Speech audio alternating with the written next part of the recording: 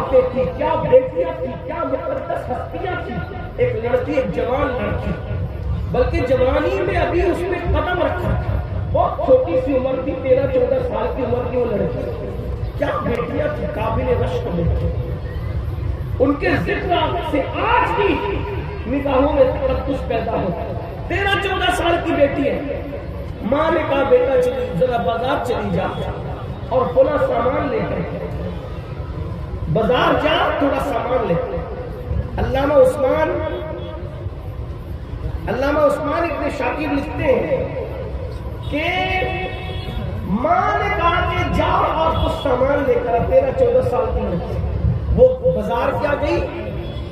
ایک جوان لڑکا، وہ بھی 16-17 سال کا، بہت عمر اس کی بھی نہیں تھی، 16-17 سال کا وہ جوان، وہ بازار آیا. اور آنے کے بعد اس جوان نے اس لڑکی کو دیکھا اور دیکھنے کے بعد کہا یہ لڑکی کتنی خوبصورت ہے، کتنی حسین ہے. یہ بات اگر آج ہمیں کوئی کہتے ہیں ڈھیر ہو جاتا ہے. یہ سب جھوٹی تعریفوں سے متاثر نہ ہوا. کوئی سفید چمڑی خوبصورت نہیں ہے. جو چمڑی میں جہنم میں جلنا ہے وہ خود سے خوبصورت ہونے لگی. خوبصورت چمڑی تو وہ ہے جو جہنم کی آگ سے محفوظ ہے.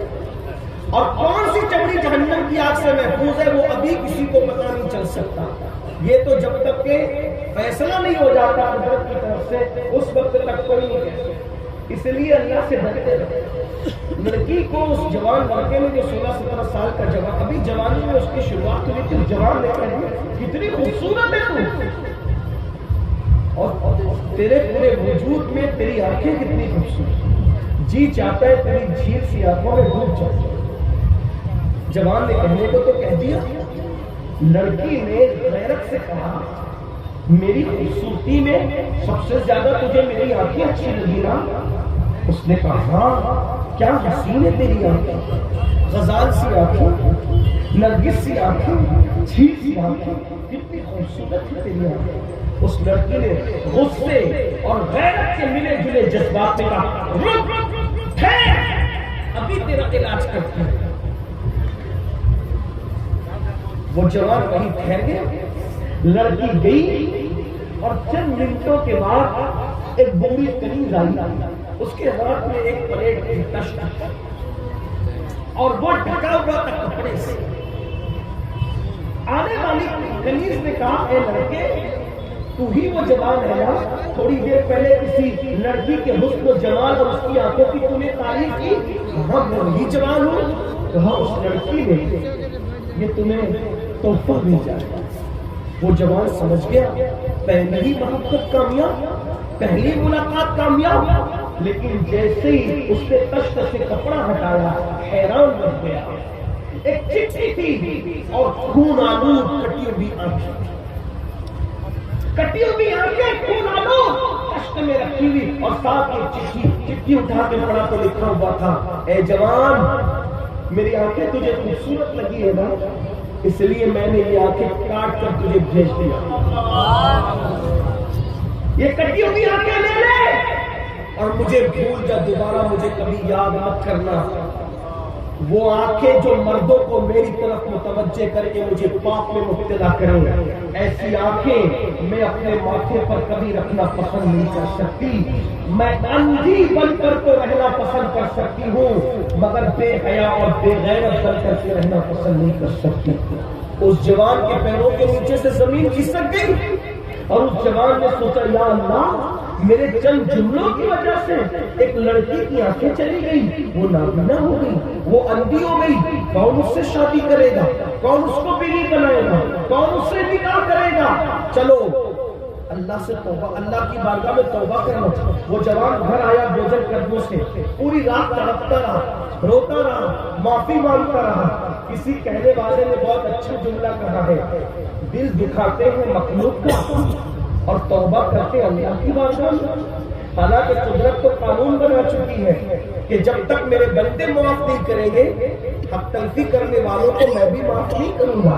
لیکن وہ جوان سوجھ بوجھ والا اس جوان کی کوئی بے ادبی نہیں کر رہا، اس کی انداز بیان ایسا ہے، ورنہ تصور میں بھی کہیں اس جوان کی بے ادبی نہیں ہے۔ وہ جوان میرے سر پر، میری آنکھوں پر، میرے دل پر، میرے قلب پر، میرے جگر پر اس کی نالائق ہے، لیکن اللہ اکبر رات بھر روتا رہا، توبہ کرتا رہا۔ صبح ہوئی، دل میں خیال آیا، اے جوان، دل دکھانا مخلوق کا اور توبہ کرنا رب کی بارگاہ میں، چلو اس سے بھی تو معافی مانگ لیں، اس سے بھی تو معافی طلب کر لیں۔ اور وہ جوان جب گیا اس لڑکی کے محلے میں تو کیا دیکھا کہ پورا محلہ غم میں ڈوبا ہے اور لوگ کسی جنازے کو پورے عزت اور احترام کے ساتھ اٹھا رہے ہیں، پورے محلے کو روتا دیکھا۔ اس جوان نے کہا کس معزز ہستی کا انتقال ہو گیا کہ پورا محلہ غم میں ڈوبا ہوا ہے، ایک گھر نہیں پورا محلہ۔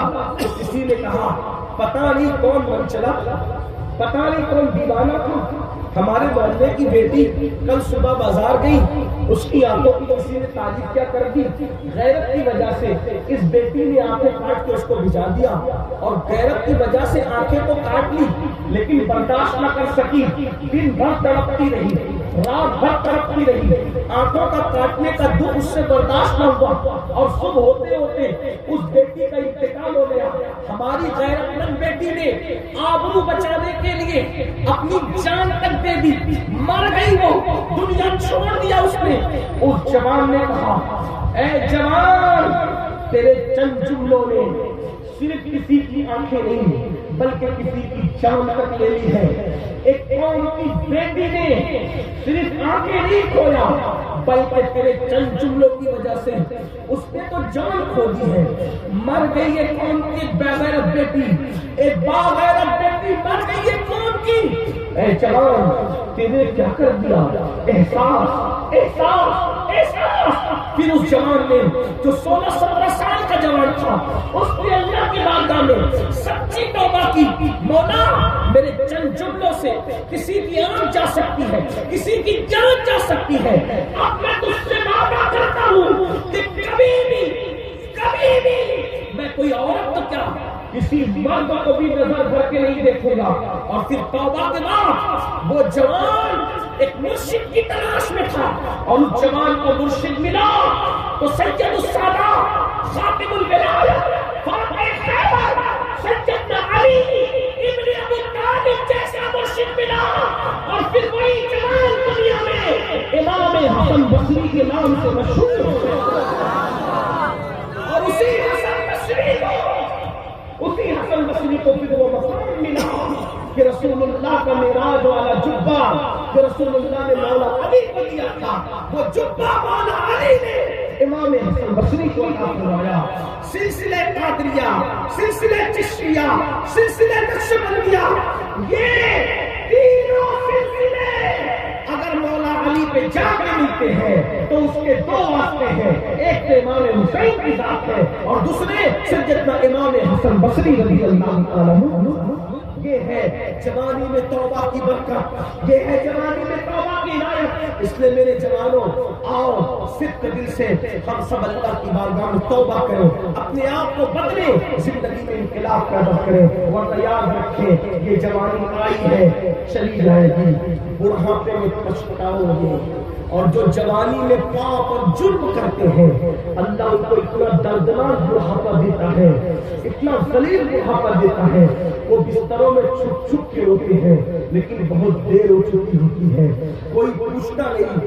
حتیٰ کہ جوانی میں پاپ کرنے والے بڑھاپے میں بھیک مانگتے ہیں تو قدرت ان کو بھیک نہیں ملنے دیتی۔ سید الطائفہ حضرت جنید بغدادی بغداد کے بازار سے گزر رہے تھے، ایک بڈھا بھیک مانگ رہا تھا، بغداد والے اس کے کٹورے میں بھیک بھی نہیں ڈال رہے تھے، تو کسی نے کہا مرشد بغداد والے اتنے سخت دل ہو گئے کہ اس بڈھے کو بھیک بھی نہیں دیتے۔ تو مرشد جنید بغدادی نے فرمایا تھا کہ شاید اس نے جوانی میں پاپ کیے ہوں گے، اس لیے اللہ نے اس کو اتنا ذلیل بڑھاپا دیا۔ اور جب تحقیق کی گئی تو پتا چلا کہ سرکار جنید بغدادی کا اندازہ صحیح تھا۔ اس لیے جوانی کی یہ خوبصورت راتیں چلی جائے گی، جوانی کی یہ رنگین سی راتیں چلی جائے گی میرے بھائیوں، اے میرے جوانوں، پھر ایک رات قبر کی رات ہوگی، اسی جسم کو سڑنا ہے۔ جوانی میں پاپ کرنے والوں पाक करोगे तो ये जिस्म कब्र में सड़ेगा, बदबूदार होगा, इसको कब्र की मिट्टी खाएगी, इसको कब्र की मिट्टी खाएगी, इसमें कीड़े चलेंगे, ये आंखें बहेगी। ये बद्दुआ के तौर पे नहीं कह रहा हूं, ये बातें हदीस में आई है, ये बातें रिवायतों में आई है, ये बातें मुशाहिदे की है। कब्रों में मिट्टी पिघाल देगी जिस्म को। सोचो तो सही, जो जिस्म मच्छर का डंक बर्दाश्त नहीं कर सकता, जो जिस्म मक्खी का डंक बर्दाश्त नहीं कर सकता, जवानी में पाप करने वालों, जब इसको कीड़े पड़ेंगे इसमें, इस जिस्म में कीड़े, पाप करने वालों कीड़े, तो कैसे बर्दाश्त करोगे? कौन बचाएगा? सफेद कपड़े पहनकर स्मार्ट बनने वालों, चेहरे पे गावे हुस्न बनकर के खूबसूरत बनने वालों, कॉस्मेटिक आइटम का इस्तेमाल करके हसीन बनने वालों, कॉस्मेटिक आइटम के इस्तेमाल को मैं मना नहीं करता, अगर खराब नहीं है तो खूबसूरती के लिए इस्तेमाल कर सकते हो, लेकिन याद रखो दुनिया में चमड़ी को चमका के क्या मिलेगा? अगर पाप कर रहे हो तो इसी खूबसूरत चमड़ी को कब्र के कीड़े खाएंगे। इसलिए तौबा कर लो, सुधर जाओ, बदल जाओ, तब्दील हो जाओ, अल्लाह को राज़ी कर लो, अल्लाह को मना लो। अगर जवानी में खुदा को मना लिया तो कब्र के कीड़े तो दूर की बात है, इंशाअल्लाह तुम्हारा कफन भी मैला नहीं होगा और दुनिया के मजबूर हो जाएगी।